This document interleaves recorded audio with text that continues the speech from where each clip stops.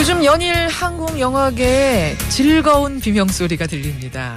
올 8월에요. 한국 영화 월 관객이 사상 처음으로 2,500만 명을 넘어서는 대기록이 나왔습니다.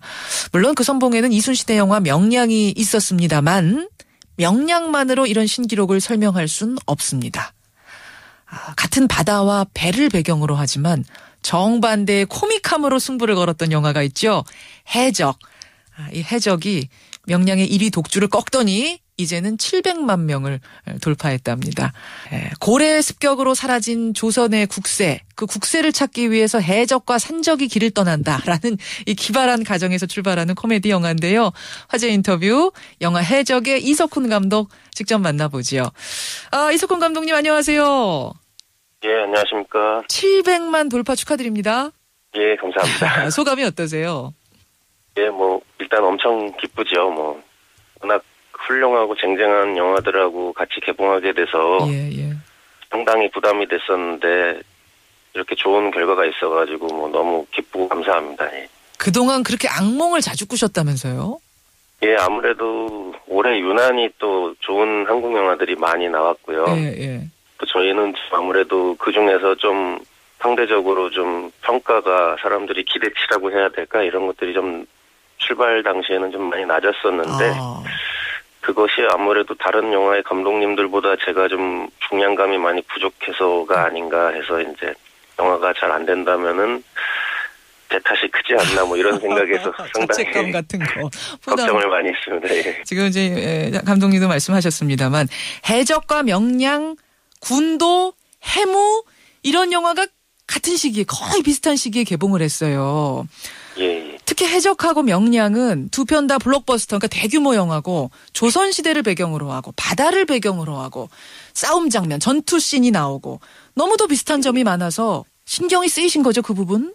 저희도 영화 제작 초기서부터 그래서 사실은 명량이라는 영화랑 비교가 될 거라는 것을 알고 있었고 그래서 그렇다고 해서 저희가 또 피해갈 수도 없고 영화의 특성상 여름에 또 개봉을 해야 되다 보니까 그렇죠. 어쩔 수 없이 그냥 무조건 영화를 잘 만들어야 되겠다라는 생각으로 그냥 열심히 했습니다. 그러니까 이게 촬영 초기부터 계속 신경을 써 오셨던 거예요. 그 명량이라는 영화에 대해서도. 그렇죠. 네. 그러면 어떻게 보면 두 편이 서로 시너지를 냈을 수도 있겠어요. 서로 신경 쓰면서. 글쎄요. 명량은 저희를 어떻게 생각하셨는지 모르겠는데 저희는 명량이라는 작품이 워낙 저희보다 또 일찍 제작에 들어갔었고 그러다 보니까 아무래도 신경을 많이 쓸 수밖에 없었습니다. 예. 그래요. 예. 명량이 시작은 앞서갔습니다만 결국 좋은 영화는 관객이 알아보기 때문에 지금 해적이 무서운 뒷심을 발휘하고 있는 건데 제가 앞서서 잠깐 설명드렸습니다만 영화의 설정이 고래가 조선의 국세를 꿀꺽 삼켜버리고 그걸 먼저 찾아내기 위해서 해적과 산적과 조선의 건국 세력 이렇게 세 분파가 싸우는 거죠? 예, 그렇습니다. 그런데 거기서 해적 두목이 뜻밖에도 손예진 씨예요. 예. 아니, 청순파 여배우 손예진 씨를 어떻게 해적 두목으로 쓸 생각하셨어요? 글쎄요, 저희 지금 영화계에서 활발하게 활동을 하고 계신 여배우분 중에서는 사실 이 역할을 하실 만한 분들이 많지가 않거든요. 그렇죠.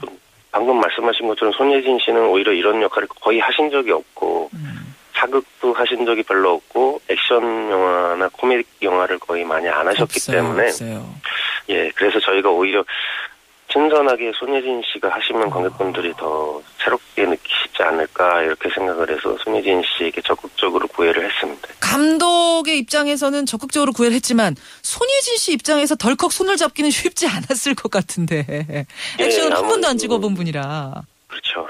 화면에 보여줬을 때 사람들이 이상하게 보지 않을까 하는 그런 걱정을 많이 하셨었는데 큰 산을 넘어보자 이런 식으로 많이 설득을 했었죠. 그렇군요. 결국은 도전을 한번 해보자라는 그 설득에 손예진 씨도 오케이 사인을 한 거군요. 네, 손예진 씨가 용기를 많이 내줬던 것 같습니다.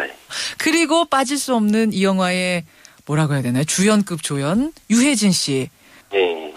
어떤 분들은 그 유해진 없는 해적, 영화 해적은 상상이 안 된다라고 얘기를 할 정도로 너무 재밌어요. 실제로도 그렇게 재밌는 분입니까, 그분은?